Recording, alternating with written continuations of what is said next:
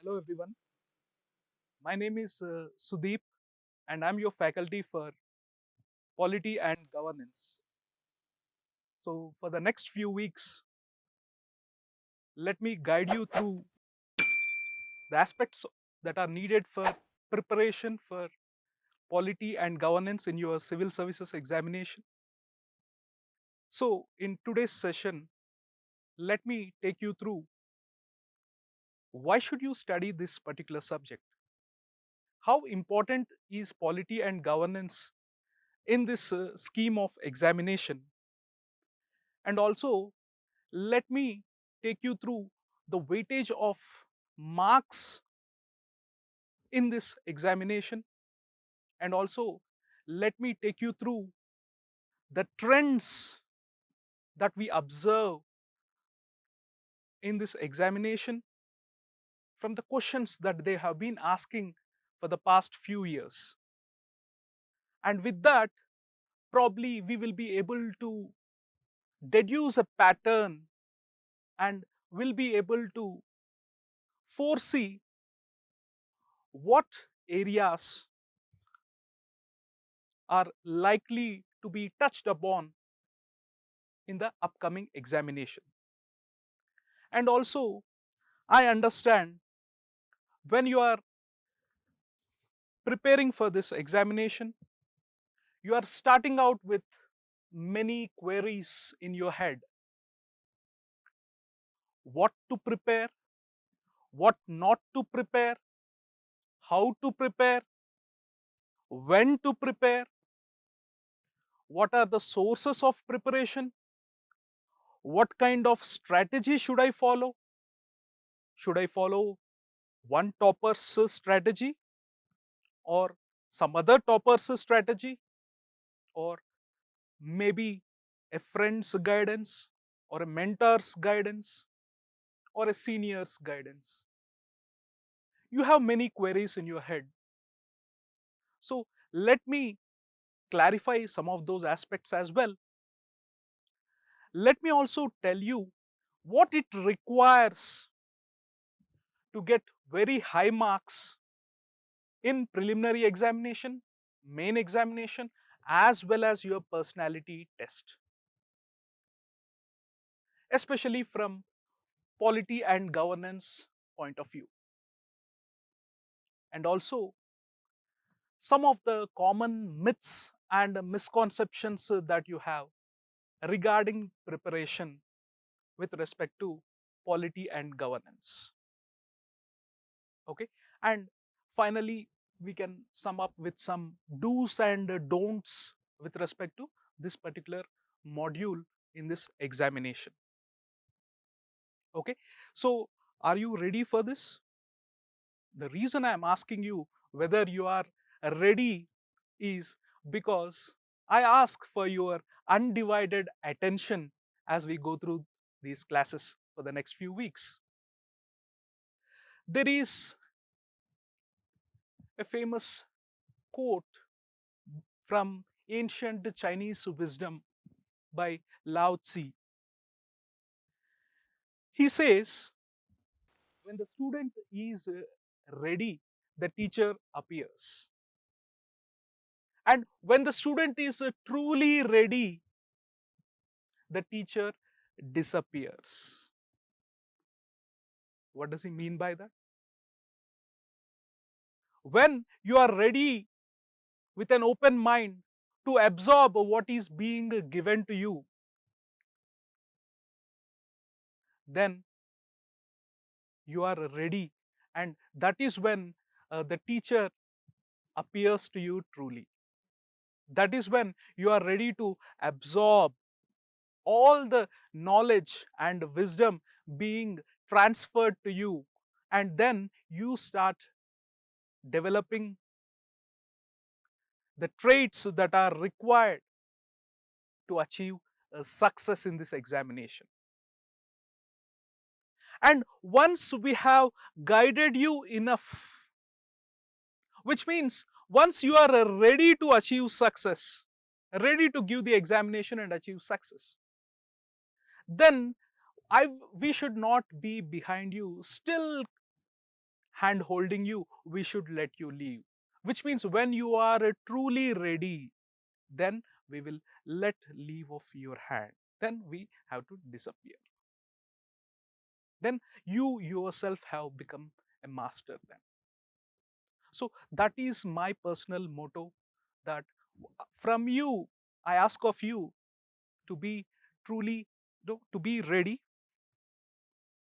okay, giving your focus, undivided attention when the classes are going on. There are all sorts of distractions in this modern digital world. There is convenience to easily shift from one app to another app, one distraction to another distraction. But with discipline, a disciple becomes a master. So I ask of your undivided attention, and then you will be able to achieve success. Okay, so let me take you through why study polity and governance, and then let us also look at how many marks weightage this particular module has in your civil services examination. You must have already seen in your preliminary examination polity and governance, it is written, and in your main examination GS paper 2, that is what most students, most aspirants think. But it goes much beyond that in the examination and also outside this scheme of examination as well. That is the importance of polity and governance. Polity is as old as human civilization itself. Okay, so this becomes probably the most influential subject known to mankind. So let us look from the standpoint of examination. Okay, if you look at the weightage of polity and governance, it is not just restricted to your preliminary or main examination,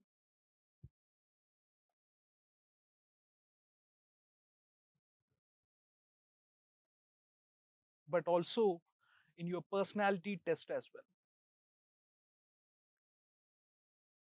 And it is not just restricted to your GS paper 2, but you will be using what you have learned in polity and governance, not just in your GS paper 2, but also in your essay. You will also be using in your general studies paper 1, in your answers in your main examination. Okay, in your general studies paper 3, and also in your general studies paper 4.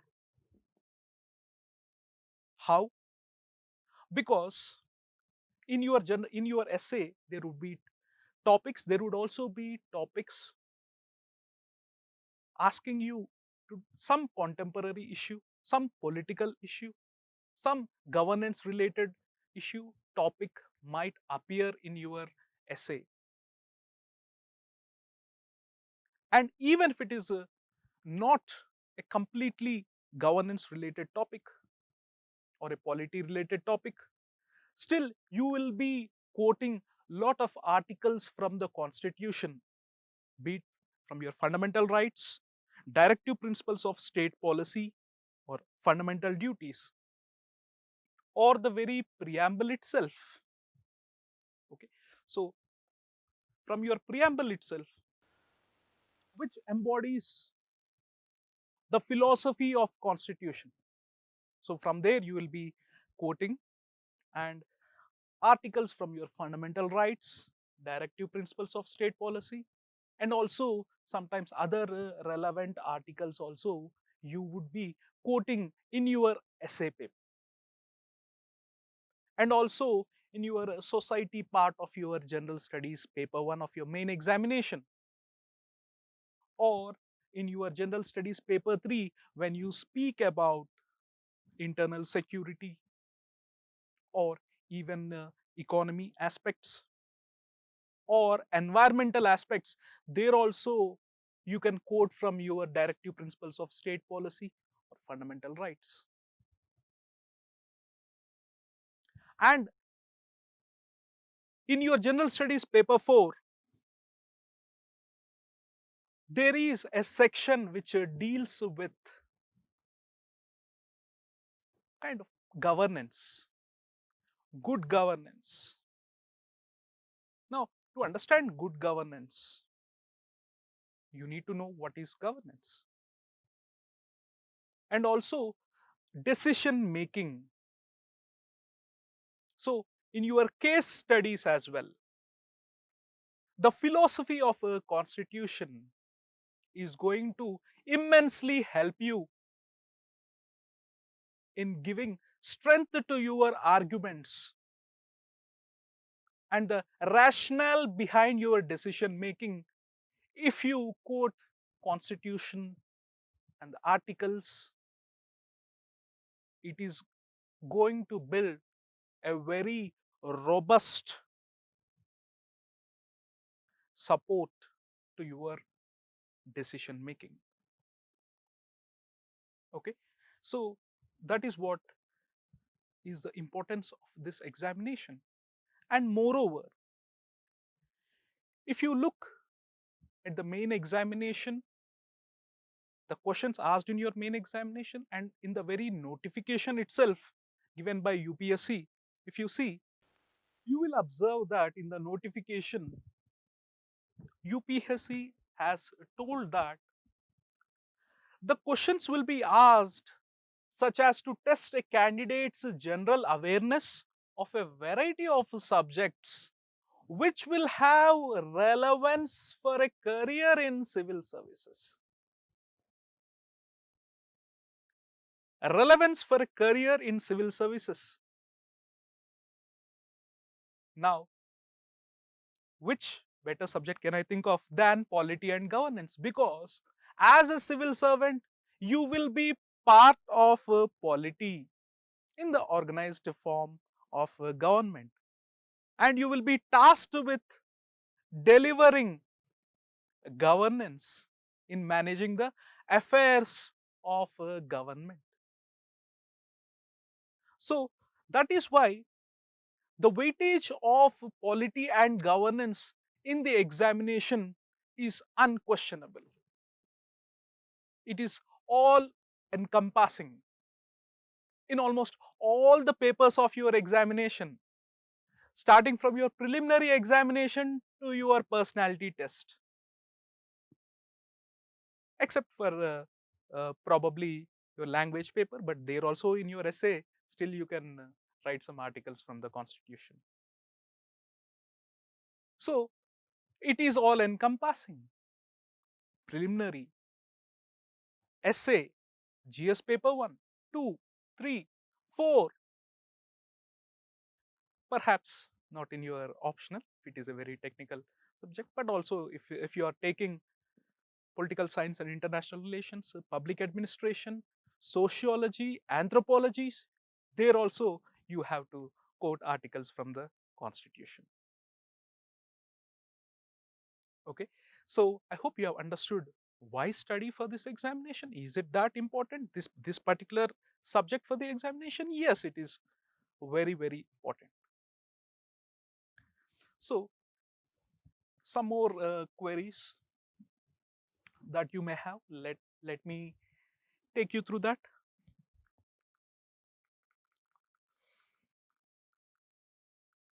Let us see the weightage when we look at in the preliminary examination as well as in the main examination. So you know that the scheme of the examination has changed after 2011. So if you observe the number of questions being asked in the preliminary examination from polity and governance, you would see that except for 1 year, that is in 2016, otherwise you see that it is always in about 10, and sometimes it has gone almost up to 2022. So what we observe, and even in the recent examination, 2020 preliminary examination, 15 questions were asked. So see the trend. So 12, 20, 18, 13, 15. Okay. This is one exception. And here where lot of current affairs was asked. But otherwise, you would see how the trend is. And if you ask me how many questions can be there in the next year, somewhere between 14 and 24, and I see a potential upside in the number of questions that will be asked from polity and governance. And regarding the trend, what type of questions are also being asked, we shall see in the slide which is going to come.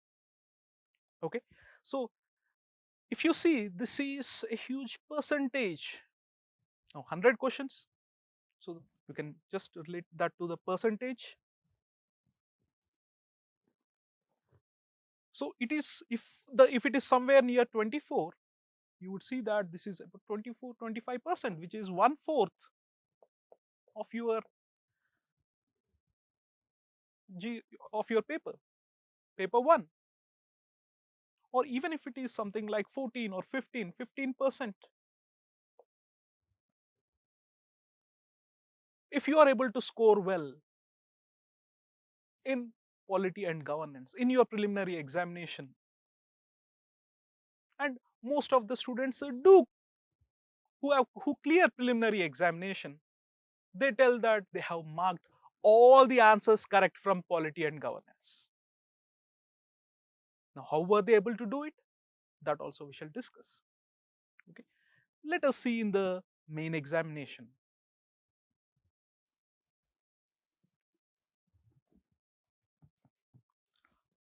Again, the scheme of examination has changed a bit from 2013. So 2013, when 4 general studies paper were introduced. So you know that GS 2, we'll walk through the syllabus as well. So if you observe from polity, governance, as well as of course the social justice part is also there. So if I look at polity and governance only, you will see that about 130 questions, 140 questions, 165 questions, 165 marks. Okay, so 125 marks. This has been, okay, relatively the weightage that is given to polity and governance in your general studies paper. And here also I see a potential upside. The last 3 years, if you see, it is hovering about 140s, and before that 150s. And I think that in the next main examination, probably it might even go up to 170 or 175 as well. Why I say this is because whenever their UPSC anticipates changes in governance, reforms in governance, then it asks those questions even before the changes have taken place. It has a futuristic approach. Now,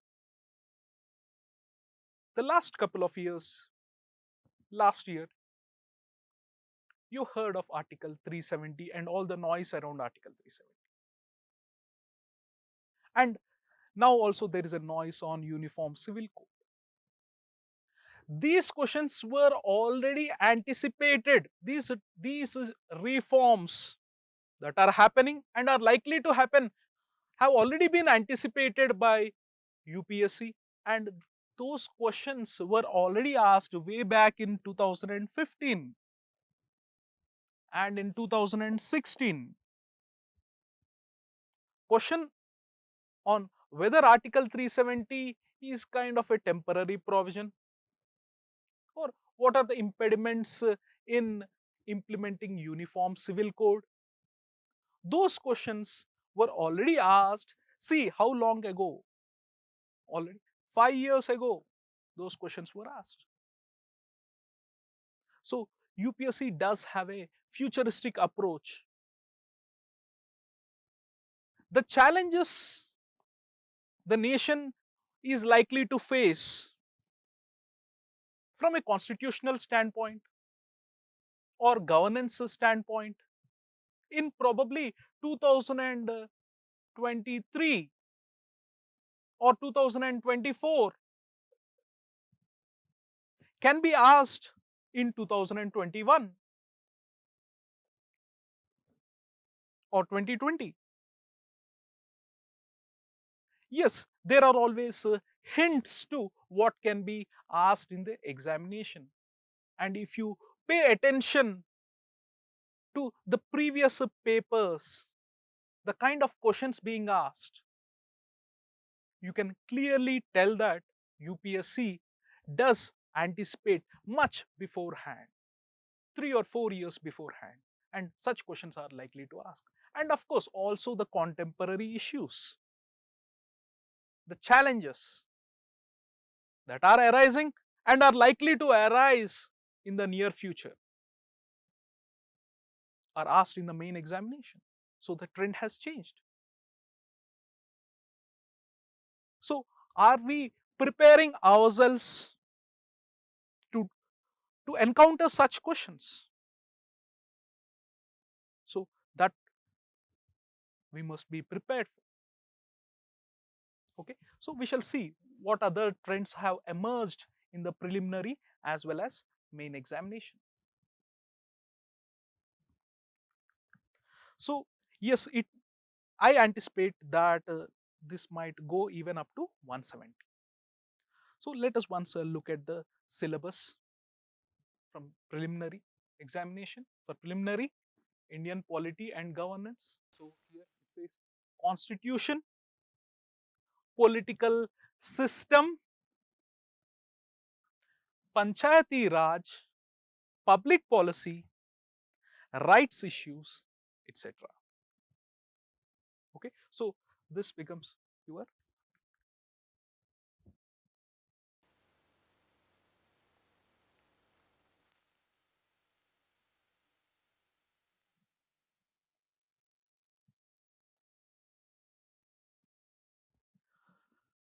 now when you say constitution, there itself you have a lot of parts, articles, clauses, and not just that, I will also tell you what else to prepare. So just by giving it a cursory look, this may seem that okay, it is just about 5 topics that I have to prepare. It's not just that. Okay, it's a lot more than that. I will tell you the approach for preparing for this particular module. Okay,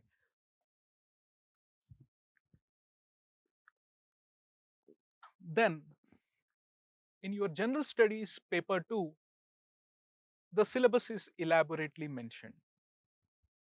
Okay, governance, constitution, polity, social justice, and international relations. That is your general studies paper 2.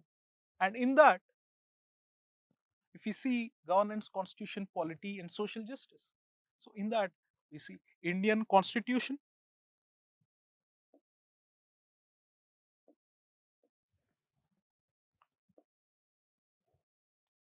so in that historical underpinnings, how it has evolved, what are the features, what type of amendments have taken place and are taking place, likely to take place, what kind of impact these amendments will have, different provisions in the constitution, and the basic structure doctrine, all these can be asked. There have been traditionally questions from this particular area. And functions and responsibilities of the union and states, and issues and challenges that are there in the federal structure, and devolution of powers and finances, an area where you may expect a lot of questions in 2020 main examination and 2021 and even in the next few years. Okay, and up to local levels and challenges that they are facing. Separation of powers between various organs and dispute redressal mechanisms and institutions, all of them will be dealing with. And comparison of constitution with our constitution with the other constitutions of the world.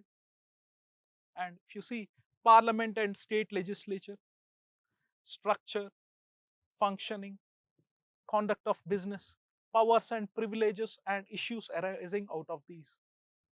Here mostly dynamic aspects are asked, but you should know the traditional, the fundamental aspects of parliament and the state legislature as well, the union legislature as well as state legislature.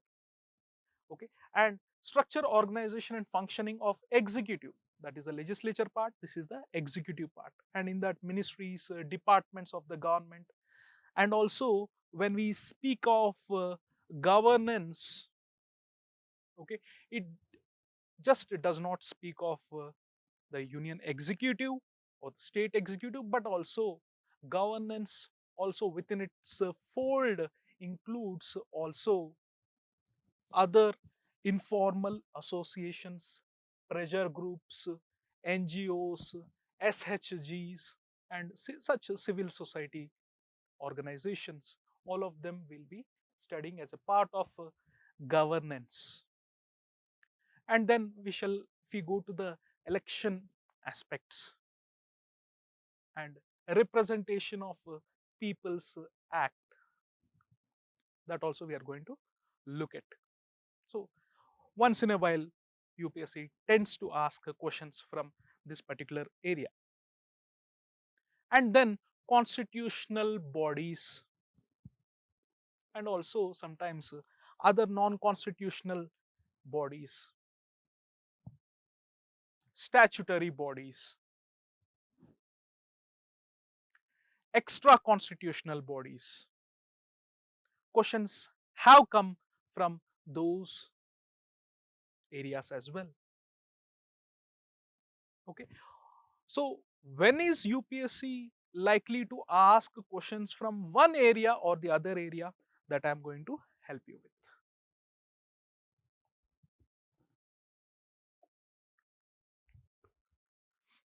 So statutory, regulatory, various quasi-judicial bodies, government policies and interventions for development of various sectors and issues arising out of their design and implementation. So once in a while questions do come from these areas, especially when there is a major policy change.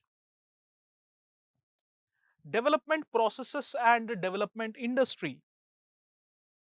So the role of NGOs, SHGs, various groups and associations, donors, charities, institutional and other stakeholders.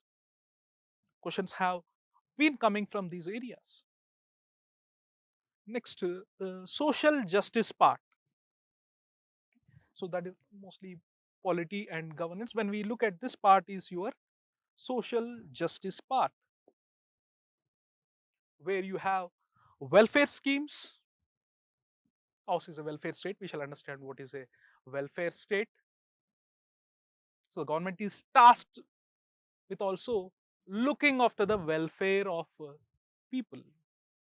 So the welfare schemes for vulnerable sections, how they are performing, not only in the center, also in the states, the mechanisms for them, laws, institutions, bodies that are constituted for the protection of weaker sections, these vulnerable sections, and also issues pertaining to development and management of social sectors relating to health, education, human resources, issues relating to poverty and hunger. All of them come in your social justice part. And also some more about governance. So about governance, transparency, accountability, e-governance, the different applications, models, have they achieved success? Have there been any drawbacks? Were there any limitations? What models did they follow? Such kind of questions may come in your GS paper 2 and also may come in your GS paper 4. So what you study here is also going to help in your GS paper 4 as well as your personality test, because questions from these areas might appear in your GS paper 4 and also questions on them can be asked in your personality test. So your knowledge about these topics will immensely help you in giving a very informed answer in your personality test. Okay, and of course, what is role of civil services in a democracy? The role of all India services and the role of central services in a democracy. Especially the focus would be on all India services, the IAS, IPS, and also your forest service. So what role do they play? Has there been a change? And should there be changes? So such questions are also likely to appear.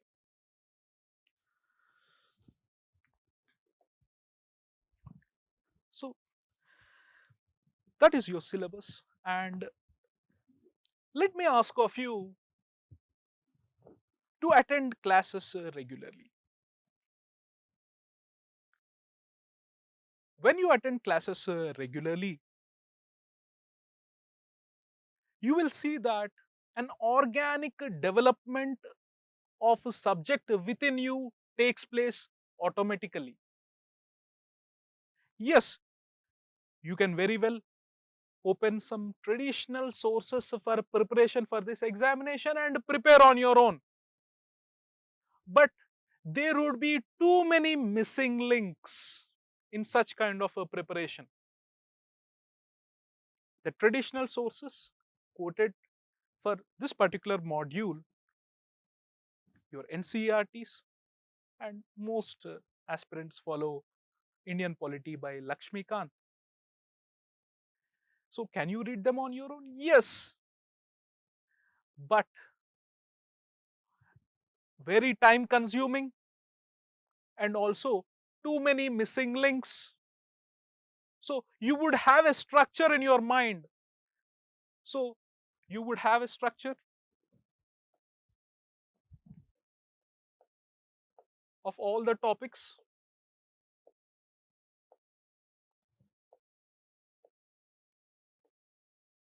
But the problem is that there would be no cement between them.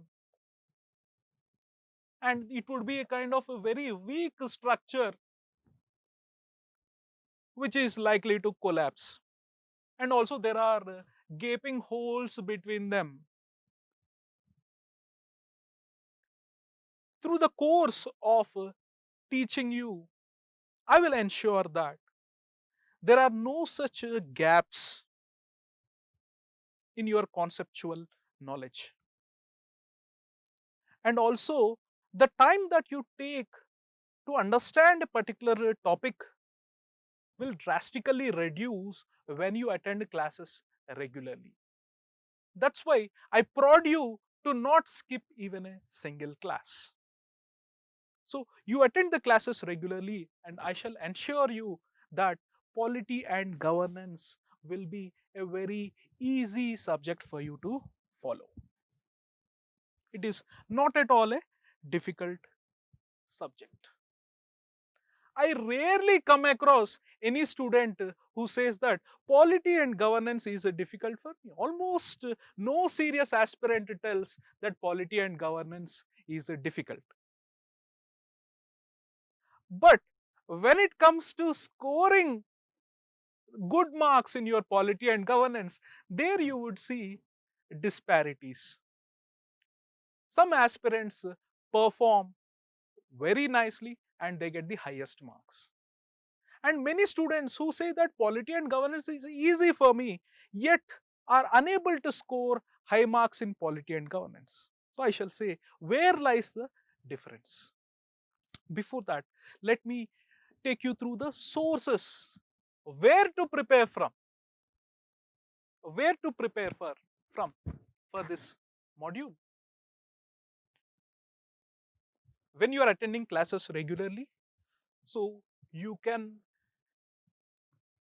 write, have a running notes as I'm teaching. I'll be mostly doing it in your PowerPoint presentations that I make here, and also I would also be drawing some flow charts or some diagrams for you to easily comprehend the topic. So maintain a running notes as you are watching. So if you skip a part, then again, you can go back and you can pause and you can view them. And also the presentations I make here, I will see that they are made available to you as well, all the presentations. Okay. So class notes and the PPTs I present here, they are of immense importance. I ask you to give first priority to this. Then what about NCERTs? Many say that you should not skip NCERTs. So the classical question, to do or not to do NCERTs, I would say that that depends on you. What is your basic understanding about this particular subject? Do you have enough basics? Have you been in touch with some current affairs related to this particular module? Are you following what is the government doing? Do you know something about the legislature, executive, judiciary? If you feel that you do not have enough knowledge about these aspects, then I would advise you, yes, give NCERTs a reading. But if you feel that I'm already good with basics, I can go ahead. I can't wait more to get into the finer aspects of it, the articles and all. I want to know more. I know the basics. Then you can skip NCERTs because most of it will be covered in your class notes, the presentations I make. Then Indian Polity by Lakshmikant. Most aspirants view this book as Bible for studying polity and governance. Why? Because the author Lakshmikant has done a wonderful task in simplifying the legal jargon in your constitution and nicely presenting them in a sequential, easy to comprehend manner in this particular book. That is the reason for, for many years now, aspirants have been vouching for this particular book, saying that if you have to read this book. Yes, I do recommend reading Lakshmikant. But will Lakshmikant itself be sufficient for preparing for this examination? I would say no. Because UPSC also knows that aspirants are preparing only from this book. So does it mean that you prepare from one source and that is enough for this examination? No, this is not your graduation that you have some guide, some frequently asked questions. One book will be the source of all your questions. UPSC is unlikely to ask all questions from one particular book. Yes, Indian Polity by Lakshmikant does help you in getting a very good view of the articles of the Constitution, understanding polity. But however, that may not just be sufficient. There are other finer aspects which you are likely to miss if you skip the classes and only read Lakshmikant book. So I have integrated what Lakshmikant has already done. So I have used them, I have improvised them. The finer aspects I have included. into my presentations and in the class that I'm going to take. So, and also some aspects of NCRTs, and there are other sources as well, Subhash Kashyap and all. So wherever required, I have already integrated them into my presentations. So I would recommend, if you're not good with basics, so if you feel that I'm completely novice about this particular module, I have no knowledge whatsoever, even the basic level knowledge I might be lacking because I have not focused much on civics part in your school level, so I may not know of it, then I would say once go through NCRTs, otherwise you can skip them. But class notes, please give number one priority to your class notes. What happens in the class? Attend regularly, take running notes, and also if you skip also a few parts, that is okay, because you will be having the presentations that I make with you. Okay, so, and current affairs, there are traditional part of a polity where when you read about constitution and the articles and all, which you will be able to answer, but there are current affairs which form the dynamic part of this particular module, and they are so important that they are asked in your preliminary examination, main examination, as well as your personality test. So current affairs become immensely important for this particular module. If you see history, geography, most part would be static. In your GS paper too, there are a lot of dynamic aspects along with some traditional static aspects. In GS paper 3, other papers as well, you will come across dynamic aspects, but current affairs. So where to get this current affairs from? What should be the source of these current affairs? I will help you guide what to look for in current affairs. And also there are, especially for your main examination, there will be some reports that you need to follow. You need not study the entire report, but sometimes the important aspects of those reports, the highlights of these reports, like your second administrative reforms commission or the Punchi commission recommendations. Okay, so, or even the other committees that are constituted from time to time, they become important for your mains examination. Okay, and for both your preliminary examination and your main examination, I will tell you later when the topics, during the course of those particular topics, I will tell you there would be some websites, government websites, parliament website, constitutional bodies websites, and FAQ sections in these websites from where questions have been asked, and they're not covered in your Lakshmikant or NCRTs, but questions have come from these areas. So especially when we come to parliament or the election commission and all, I will tell you which websites to follow. Okay, so these are the sources for your preparation. And also from your main examination point of view, as well as for your personality test, I would say that you better follow some discussions on television or on YouTube, whichever is convenient for you.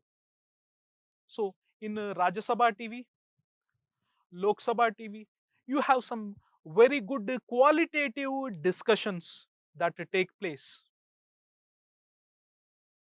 So please try to follow them so that you slowly get accustomed, familiar with the topics in polity and governance, and you also slowly assimilate the terms, the jargon, the concepts of polity and governance. And also, of course, you would know about the issue. That will help you to give you an informed opinion. And also in the personality test, when you are questioned on that particular issue, your answer will look like a very informed answer and not a hodgepodge of few facts that you know here and there. Okay, and also there are discussions on some channels like NDTV, so We the People, The Big Fight and all. There are few discussions that take place. I say discussions and not necessarily heated debates. So please don't follow the heated debates that happen in few channels where tutu meme and all sorts of drama is being enacted. So kindly avoid such kind of debates. They may be fun and entertainment, but they do not help us for this examination. So what we need is some facts, some logic, some wisdom that comes from the panel of speakers who are called for these discussions, and not those heated debates. So avoid those heated debates that happen on few channels. Rather, you can stick to Rajya Sabha, Lok Sabha, or few debates on NDTV. Okay, and some aspirants also regularly they want to listen to all India radio discussions and all. That is up to you if you find it time. But I would say that it is better to limit your sources. I don't want you to be going through a lot of sources. Rather, you limit your sources to qualitative ones. That is what I would recommend. Okay. So then when I speak about current affairs here, so how to prepare for current affairs? That is another challenge when most students they come and ask, sir, you speak about current affairs and their importance in the examination. So where to prepare from this current affairs, for this current affairs, for polity and governance? So I say them. So first of all, what in current affairs should you prepare? So what to absorb and what to discard? So as you slowly understand the syllabus for this particular module, that becomes the touchstone upon which you should test whether a particular current affairs is important for the examination or should I leave it. So the criteria for what to do, okay, what to read from your newspapers and what to leave from newspapers, the touchstone would be a syllabus and also anything to do with government. When I speak about government, also all the organs, three organs of government, legislative, executive, as well as judiciary. So, or anything to do with the pride of India, that also you should touch upon in your current affairs. So, look at the syllabus. Just look at the syllabus and read it twice, thrice, so that you understand what all concepts are there in the syllabus. Even if I wake you up in the middle of the night and ask you in GS paper 2, can you tell me in governance what topics are there, you should be able to tell. So that familiar you should be with the concept, that these are the concepts that are there in your GS paper 2. Then when you are reading newspaper, you know that if it is not related, something is there in not polity or constitution perspective, but something in politics. One leader has said something about the other leader has said something about the other leader, one party accusing the other party. These things you can avoid in the newspapers. Unless you have a general interest in going through politics, just give it a cursory reading, but not useful for the examination. Okay, so when you are reading your newspaper, I would highly recommend to make a quick notes, your own notes. And while making these notes, I would also ask you to do some research work, because see, newspapers are not catering only to the civil service aspirants, be it the Hindu or Indian Express. They're not catering only to civil services aspirants. So sometimes the context of the particular event may be missing. So it is for you to do some research work by using your internet to understand the context, the background of that particular event or particular issue, some challenge that is contemporary. So you should do some research work, and then what the issue is about, and then also look at the possible solutions. So in the issue, you can look at what are the challenges, what are the pros, cons, what are the various perspectives, what are the experts saying about that particular issue. All that you can do some research work. And I would highly recommend that you not skip your newspaper reading. Okay, you should do it very regularly. Now some aspirants ask, why to read a newspaper daily? Why can't we once in a fortnight or once in a month take the current affairs magazine, and why can't we just read it? Because they're anyways doing this so-called research work. They have research teams, editorial teams, which will nicely cut out the important parts that are required for civil service aspirants and will give you in a nice compiled form in the form of magazines. Yes, you can do that, but here I would say that if you were to go to a doctor and doctor gives you a prescription asking you to take medicine every day, so follow a course for 30 days and you have 30 tablets with you, will you wait for 30 days and at once take the 30 tablets? Or you will follow what the doctor says, take the tablet every day. So here too, I ask you not to wait for the 30 days until the magazine comes out and then follow this current affairs magazine. I would say that do your own work. Yes, initially it would take about 2.5 hours to 3 hours. When you're starting out, it takes about 2.5 to 3 hours. When you're reading the newspaper and making quick notes wherever it is important, doing some research work, and sometimes it may go even beyond 3 hours to 3.5 hours. It might take in the beginning, but as you go by, this time that you take for doing this work decreases.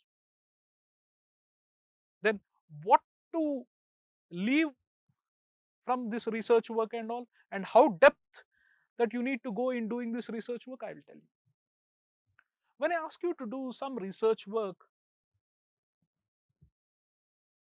it helps you in few ways. It helps you that you yourself are trying to explore that particular topic, and at the same time it is also helping you in understanding the the linkages, the interlinking of one topic to the other topic. And moreover, when you make a compilation of your own notes, so when a revision, it actually helps you. So newspaper reading and this research work that you do, this must be happening on a daily basis. So make a quick notes, and when you are doing this notes preparation, don't do a copy paste work of whatever is there in the newspaper. Read the article, analyze whether you have understood the particular topic, the article, did you understand it enough? If you feel that you have not understood, then read it again quickly the second time, and then try to put it in your own words. Try to put it in your own words, in your notes. Yes, do look once in a while and try to write it in your own words, and look upon the internet and write it in your own words. Now this will also help you in answer writing later in your main examination when you try to form these statements. Okay, so what is the depth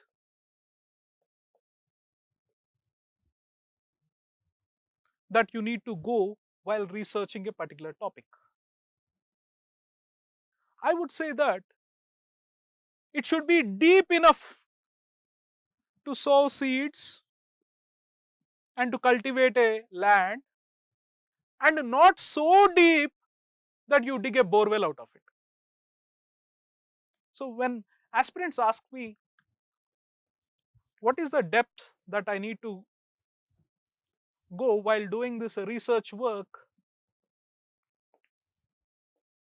Remember, deep enough to sow seeds for your farm, but not too deep.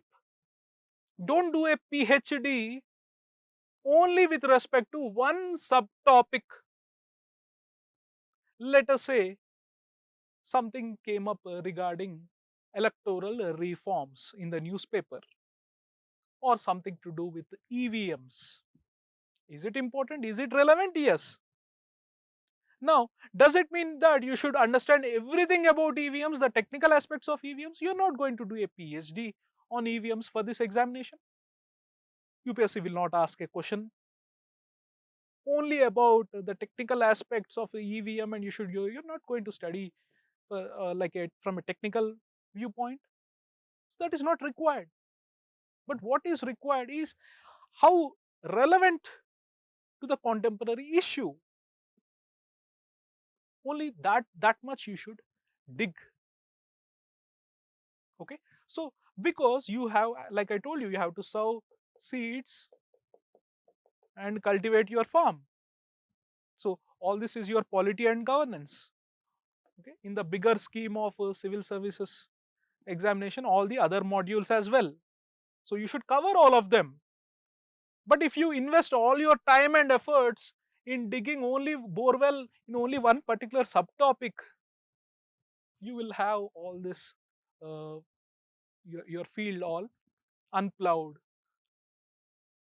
So I want you to cover it. That cover, you have to cover everywhere.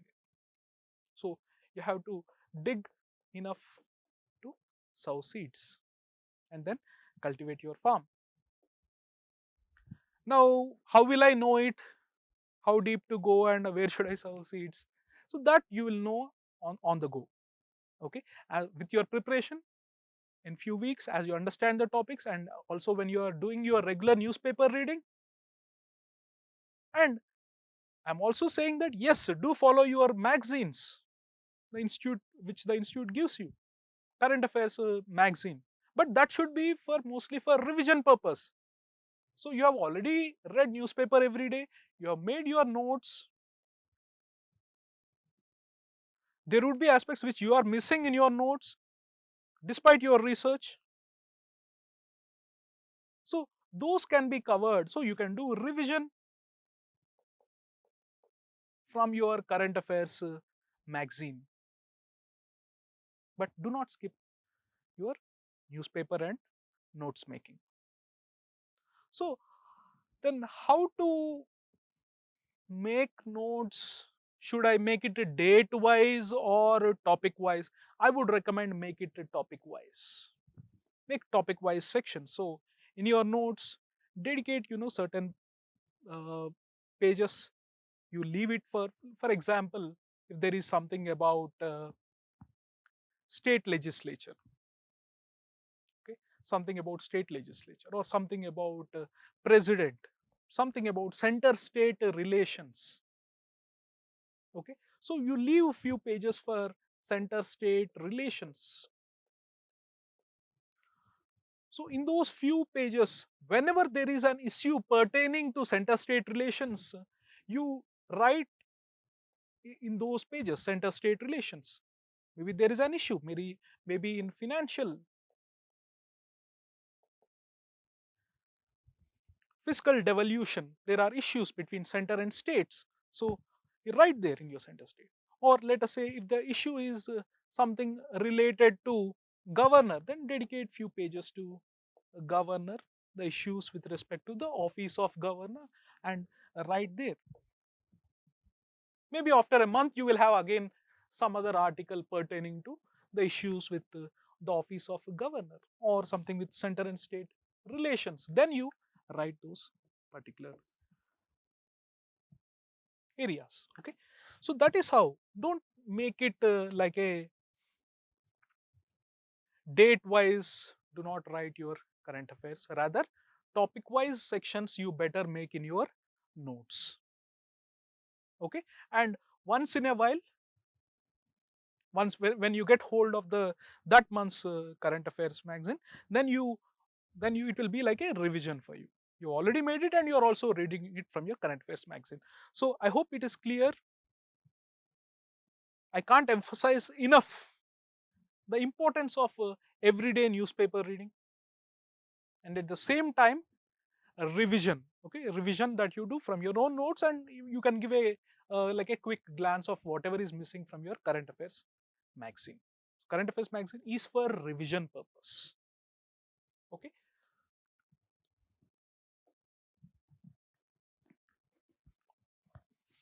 so if you see the trends, okay, the in the questions that are being asked in the last few years, one decade, if you see, okay, so in preliminary examination from 90s to up to 2010, the questions were mostly factual from your constitution, from different constitutional bodies and all they were asking, and of course they were also asking some current affairs.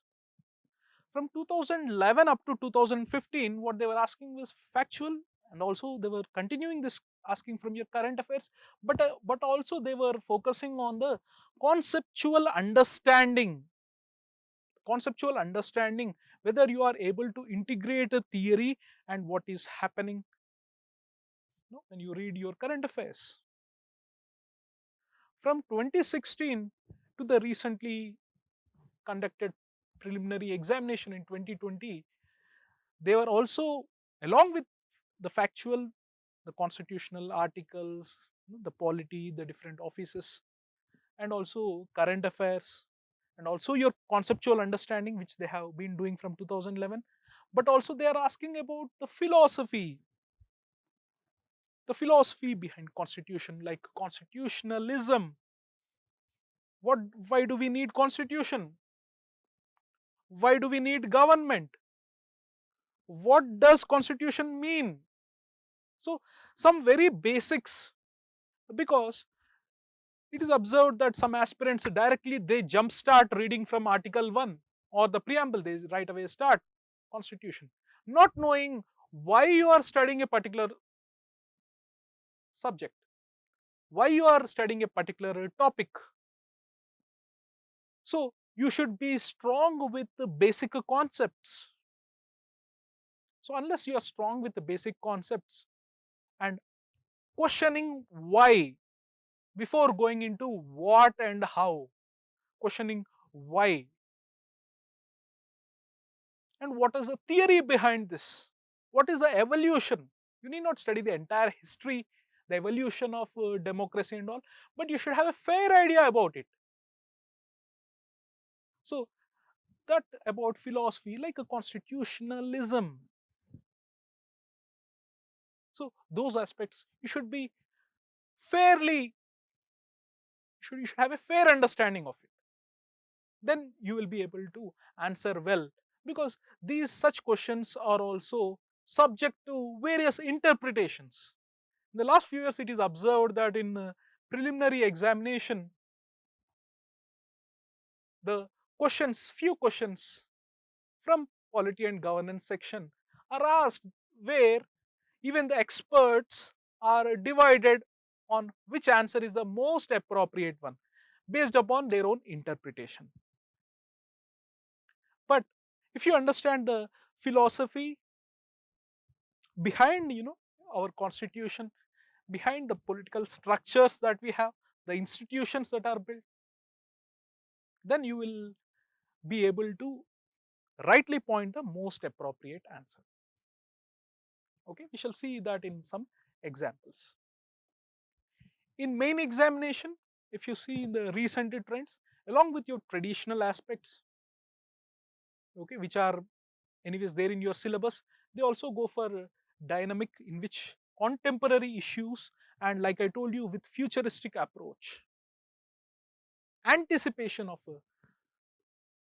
the issues, challenges that are likely to arise in the near future, about like 4 to 5 years span of time. Such questions are asked in your main examination.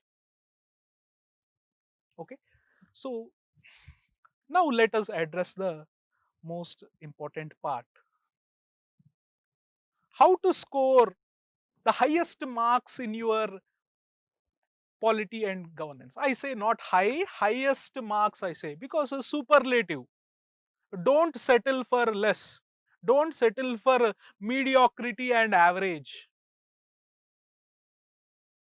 Leave mediocrity to mediocre people. And I want you to chase perfection. And if you chase perfection, which looks almost impossible, perfection is almost too idealistic, too impossible. But when you chase perfection, you will be excellent. And I want you to be excellent. I want you to get the highest marks in polity and governance. And how does this happen? First thing, if we look at a preliminary or even in the main examination, don't ever have discussions about a cutoff. No. Generally, after preliminary examination or main examination, there is always a discussion about cutoff. What could be the likely cutoff this year? 2020 prelims, what is the likely cutoff? I want you to be so excellent that discussions on cutoff should be irrelevant to you. So, in the very attitude, I want you to always focus on I should be the best. I am going to score excellent marks in preliminary and main examination. The highest marks. I'm not aiming to just go beyond cutoff. I want you to go way above cutoff. So, how can you do that? You have to target the highest marks both in preliminary and main examination. Yeah, main examination understandable. Preliminary, why? Yes, they are not going to give you any award or reward for getting the highest mark in preliminary examination, but I want you to do this so that the preliminary, which looks like a hurdle, the first hurdle for many aspirants, should not be a hurdle for you. So that's why in your attitude, now ingrain in you that cut-off mentality is completely removed from your mind right now. Be it any examination conducted by UPSC, even if it is compulsory language, which is only qualifying nature, even in that you have to always aim to get highest marks. Why not? Because the question is why not? Okay, so when you finish your preliminary examination, if you score the highest, if you aim for scoring the highest mark in your preliminary examination, leave this discussion about cutoff for other friends of yours. But you should be fair, you should be very sure that you are anyways going to clear prelims, and that will actually help you save about 20 days to 30 days, because most others are in uncertainty whether to prepare for mains or not to prepare for mains, or whether they should start optional, whether they should again study for prelims. Let them be in that uncertainty. You should be very sure that I am going to clear prelims because my marks are way above cutoff. I am nowhere near cutoff. Now that will give you clarity, confidence for you to immediately start preparing for your main examination. That is the kind of attitude I want you to have. So for scoring the highest marks, okay, your fundamentals should be very strong. You should have conceptual understanding rather than rotely learning and trying to memorize. And when you study a particular topic, I want you to have a zeal to have a comprehensive understanding of the topic, a holistic view of the topic, and not read that in silos. So how is this particular concept related to some other concept? Are they interlinked? I want you to think from that point of view. Then you will get a 360-degree view of that particular topic, and that is very much required for your mains answer writing. Touching upon various dimensions and touching upon the interlinking of these topics. Okay, and of course revision becomes more important.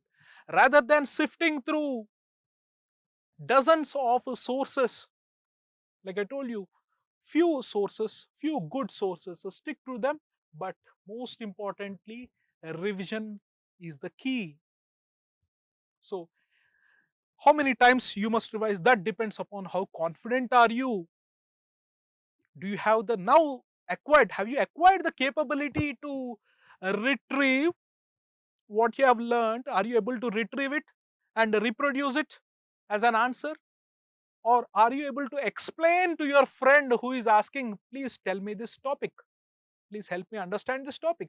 Are you able to nicely explain to him or her?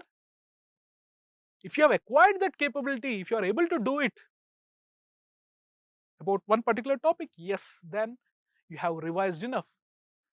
If you are unable to retrieve it from your mind and form an answer, or if you are unable to explain to a particular, a friend of yours, then which means that your revision is not just sufficient, then maybe go for another round. So those many times you must revise. So before you appear for your preliminary examination, main examination, see that at least you revise thrice, other than you attending the class, and once you going through, you should at least revise thrice. Then you will be capable of retrieving it from your memory and then be able to reproduce it as an answer. And not that, in your mains examination, then you will also learn the other fairer aspects of it, where you can improvise your answer, and the presentation aspects of your answer that can be done your main examination. So improvising your answer and presentation of your answer, they become important for your main examination. For that you will come across answer writing, and how to do answer writing, that can be covered later. Okay, so in your preliminary, like I told you, remove cutoff from your mind, target the highest marks. And also the methods, some of the methods are there where you can intelligently try to guess the answer through elimination method, and sometimes take a calculated risks in the examination.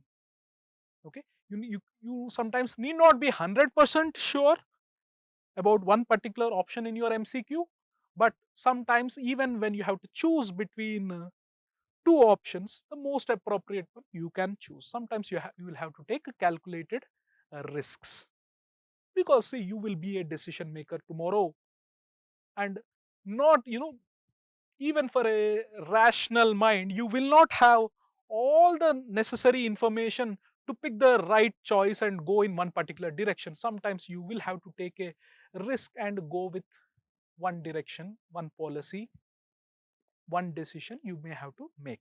So that also in your preliminary examination, that becomes important. Coming to your main examination, you have to practice answer writing. Okay, the presentation of your answers matter the most in scoring very high marks in your main examination. For that, your structure of your answer, so the frameworks, pre-developed frameworks, the templates that you prepare are also important in your mains answer writing. The flow, where you have connecting sentences between one point to other point, those all you can develop in your answer writing, that you will be learning when you go through this answer writing sessions. And also the presentation becomes very important. No matter how knowledgeable you are, if you are unable to present it well, the examiner is unlikely to award you very high marks.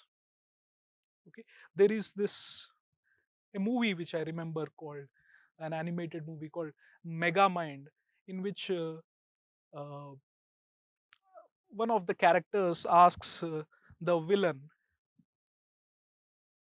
are you like you are just a villain and not a super villain? Why do you think that you are a super villain? Then the character, he ostentatiously he comes with a all glowing lights and a lot of animation and lot of pomp and all. He creates that and he comes walking down out of that and says that the difference between a villain and a super villain like me, a super villain is all about presentation. How well you present yourself, that will form an impression. So if you want to leave a very good impression on the examiner when he is correcting your particular booklet, then your presentation should be of top class, and that comes with your answer writing. When you work enough, when you practice enough, you'll be able to do that. And at the same time, you have to understand first the demand of the question and give relevant answer. You must write, you must integrate current affairs into your answers. And that's why when you read booklets, when you read these magazines, you may not be able to integrate. But when you read newspaper every day, part of it is slowly getting digested into you every day. So you are observing things that are happening outside and you are becoming aware of them. And that's why when a particular topic is asked, relevant current affair you will be able to integrate into your answer. And the richness of the answer will be now be clear. Okay? That will give you high marks. Okay, so when you're reading newspapers, editorials itself, you're forming an opinion. Also, you should be able to see what aspects can I take this and put in my framework when I am answering. So you may be reading the Hindu or the Indian Express. From there, try to pull out what is relevant. How can I use this particular sentence, this particular point? How can I put it in my answer when question is asked? So always when you're reading newspaper or any particular topic, always anticipate, what if this becomes a question, what if this turns into a question tomorrow. If you go with that approach, you will do very nicely in your main examination. Okay, and also you have reports, Supreme Court judgments, there are committees reports, their recommendations, the highlights, all of them can be integrated into your mains answer writing. With that, you are enriching your answer to such a way where the examiner can clearly distinguish between a script he just corrected and when your script comes, when he is correcting your answer script, he will see there is a qualitative difference. And when you are giving this qualitative difference, then he is likely, he cannot ignore your answer script, he has to give you high marks. And when you do that for all the answers, this is not just about polity and governance, you can do this for the other modules as well. Then you are likely to get very high marks in your main examination. Okay, and this I kind of already told you what is required for main answer writing. So it is assessing your overall intellectual trait and depth of understanding of candidates, okay, rather than just the range of information and memory. You're doing vast reading anyways because the syllabus is vast. But however, just because I know this, I know all of them, rather than do you have, when I ask you your opinion about a particular topic, do you have you analyzed, critically analyze if a question comes? Are you able to analyze? Are you able to weigh the pros, cons, the merits, demerits on a particular issue? Do you have some depth? That is likely to be tested in your main examination. And of course, this will also again be helpful in your personality test. Okay, this point we have already seen. So it is also testing your basic understanding of all relevant issues, your analytical ability, and there are so many conflicting socio-economic goals. There is a clash of socio-economic goals because not everyone thinks alike. You have different ideologies, different theories, different political ideologies, economic ideologies, socio-economic goals. There is a clash. There are different demands. And in a country as vast, as diverse as India, because of the diversity, you will have different ideologies, different goals, different demands. How will you be able to reconcile such differences and yet remain as one nation and go forward? Now, tomorrow, as bureaucrats, that will be your challenge. So, UPSC is already testing. Do you have such abilities? Can you take a view? Do you have an opinion on such conflicting views, conflicting demands, conflicting goals? How will you reconcile them? Do you have some solutions or potential solution? That may not be the best solution, but how will you be able to do them? That is likely to be tested in your main examination, as well as such questions are asked in your personality test as well. Okay, and of course, your optional for that, it requires somewhere between your bachelor's and master's degree of knowledge. So, in main examination, think about this. This is given in your notification. Okay, then let me come to the myths part. You have various myths and misconceptions in your mind. Okay, so with respect to polity and governance, what can be the myths and misconceptions in your mind? Let me try to see. So if some of you are thinking that I should already be very good in general knowledge, okay, school level some GK quiz competitions are conducted. Some of you may have been very good at it, some of you are not. Should you already be very good at general knowledge? Not required. General studies and not general knowledge. Of course, good general knowledge is an added advantage, but is it a prerequisite for preparation for this examination or for this polity and governance? Not required. You can learn now. You can learn now. You can start with NCRTs, give it a look. You will understand now. It is not that difficult. Okay. So, should you be good? No, not required. You will learn on the go. And anyways, with your newspaper reading every day, you will be good at even general knowledge, general awareness. Should you memorize a lot? You need to memorize some aspects, but you don't need to do rote learning and by hearting. It's not about memorizing a lot, it's about becoming familiar.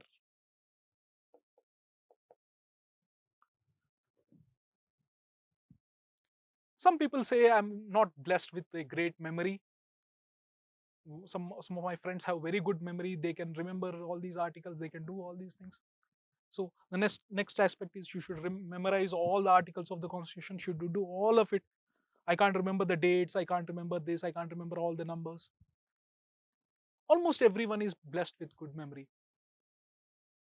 It's just that we need to be familiarized, we need to be familiarized with what you want to remember. So it's not just about the stacking all these things in your mind. Rather, that would be a very crude way of doing it if you're by hearting. Rather, I would say that to become familiar, you either need to visualize or you need to experience. Now, not all of you may experience through different things to remember, but if you have power to visualize even some abstract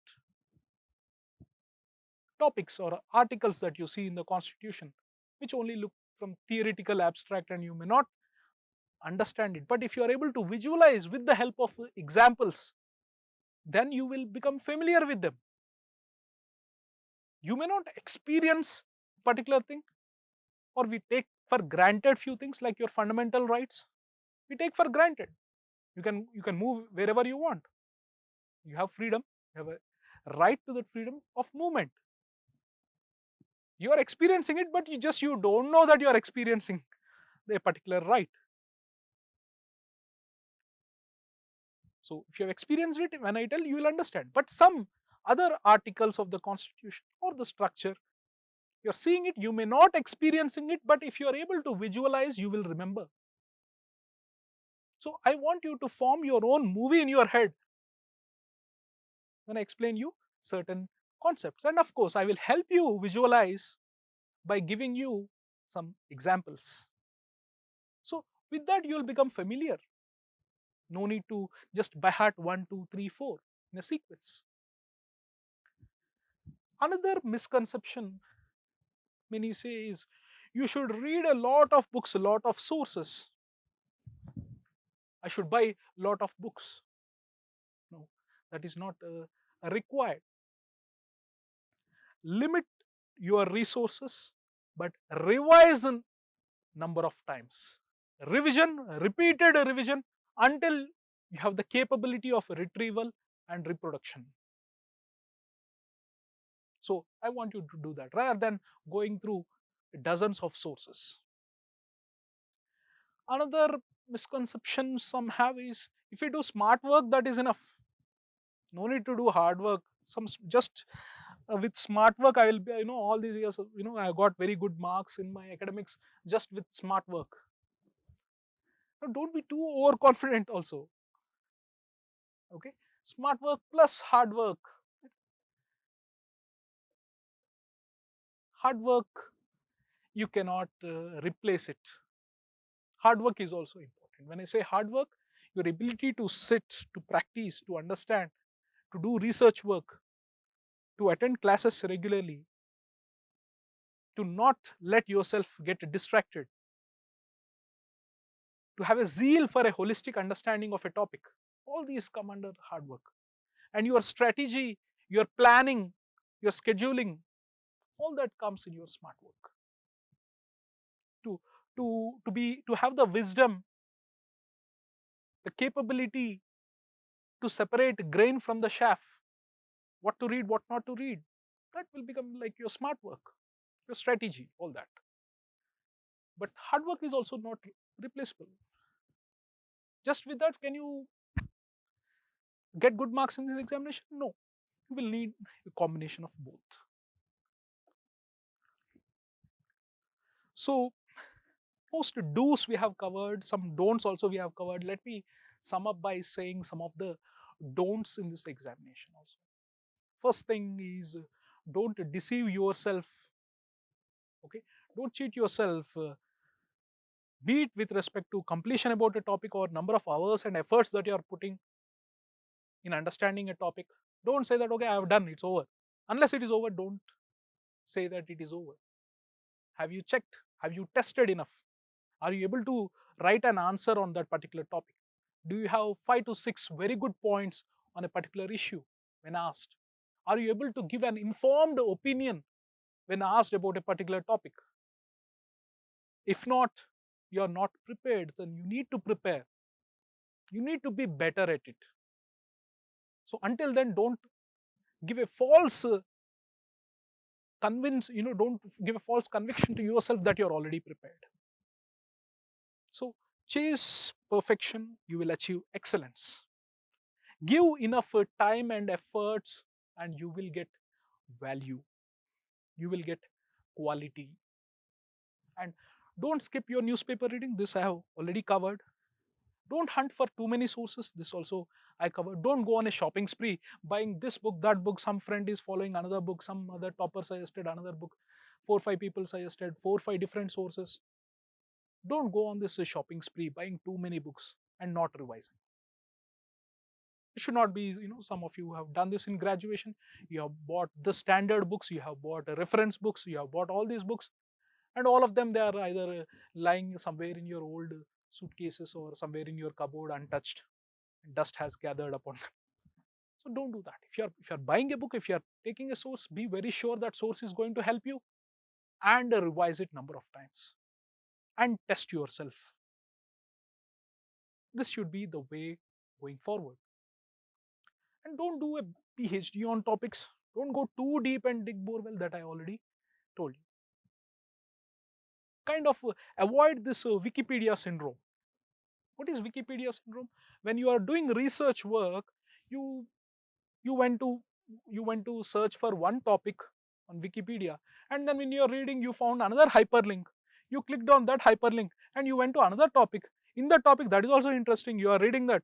In that, there is another hyperlink. You clicked on it.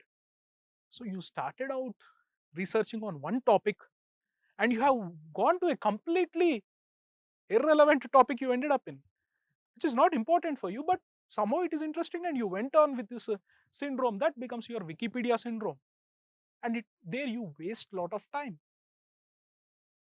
Time is a precious resource in the civil services examination, and you must not waste it. Okay, so avoid this clicking the hyperlinks and end up going into studying philosophy, completely a different philosophy. Okay, you will end up with the questions of what is this world, why is human being living, all such questions you will go as you go deeper and deeper into, okay, clicking one hyperlink into the other. That's where you may end up in. So don't do that. And also in your main answer writing, don't bluff an answer if you don't know it, especially if it's a factual question. If you don't know it, don't bluff it. You will be easily caught, and that gives a very bad impression to the one evaluating your answer. If you are bluffing an answer, you are easily caught. So if you know it, you answer it. If you don't know it, sometimes it is okay. Okay, if you know something relevant, write that something relevant and leave it. If you write completely an irrelevant answer and don't think that somehow the examiner will somehow overlook it and he will give some good marks, there is no chance for that. So don't bluff your answer. Okay, don't do it. And if you have a bad handwriting, illegible handwriting, please improve upon your handwriting. Don't be content with your bad handwriting, saying that it's okay, I have a bad handwriting. So try to improve it. Make it legible. I'm not saying you need to be a calligrapher, but all I'm saying is just have a test. Okay, you write something quickly. Okay, a para you write and give it to your friends or family. Are you able to easily read it? With easy, is there an easy flow? Will you be able to just see, give it a glance, and will you be able to understand what it is? If it is almost incomprehensible, which means that you have an illegible handwriting, so you need to improve upon your handwriting. Okay, if they are able to, if it is an okay, yes, it is legible, I can understand what it is in one glance. If the person says I'm able to understand it, that means you have a legible handwriting. You need not have a very beautiful handwriting like a calligraphy and all, but legible handwriting. Because when we correct scripts, okay, we looked at if my flow when I'm glancing through your answer, it should not be hindered at every word, every sentences. Make the job of the examiner very easy. Don't make it difficult for me to look at each word and understand what is he writing in this script. What does he what is this word? Is it the or her? What it is? I should not be put to that difficulty of knowing what you are writing in your answer script. It should be an easy flow. Okay, this is smooth. Then I'm likely to give you better marks. So think also from the point of the one evaluating your answer. Then you will be able to write better. So if you have kind of illegible handwriting, improve upon that. Okay, I hope most of your concerns with respect to the preparation. Okay, I'm not introduced you to the topic, but with respect to preparing for this module, I hope that I have covered enough and cleared most of your doubts, different queries and different myths and misconceptions that you have. I think I have covered enough. Remember, though many students tell that the preliminary exam, even in the recent preliminary examination, it was easy.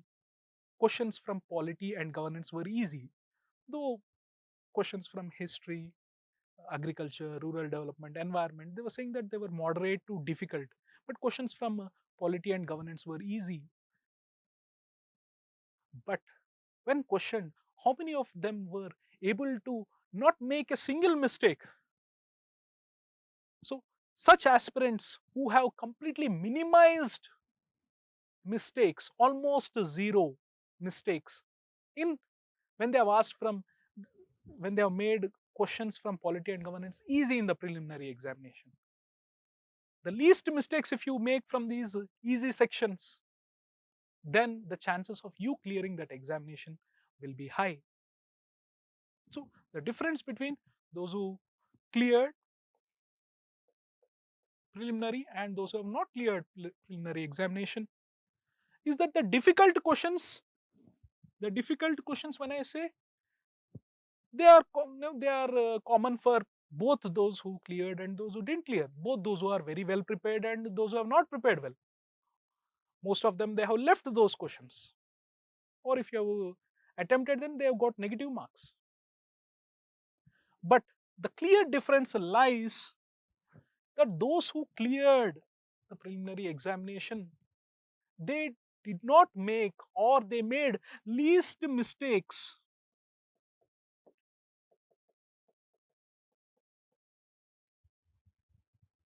in the sections which came easy in your preliminary examination. And this year preliminary examination, polity and governance, the questions were easy. But some, for them also it was easy, but they made mistakes here. Silly mistakes. And why do they happen? Why do these mistakes happen? Because didn't revise properly. Revision becomes key, and they have not revised, whereas they have revised number of times and they were thorough. That's why they could put the most appropriate answer, the correct answer, and they were able to clear. So there lies the difference. Of course, the other questions also you have to do well, but in the easy questions, don't make mistakes. Okay, we'll be understanding, and other queries of yours will also be answered, and also you will understand the topics when we go through the topics. Also, there also I will guide you, I will mentor you, not only understanding the concepts but also how to get these highest marks in your preliminary, main, as well as your personality test. I'll be guiding you. Okay, so in the next session we will be starting with basics of polity. We will enter into the subject and I will introduce you to the subject.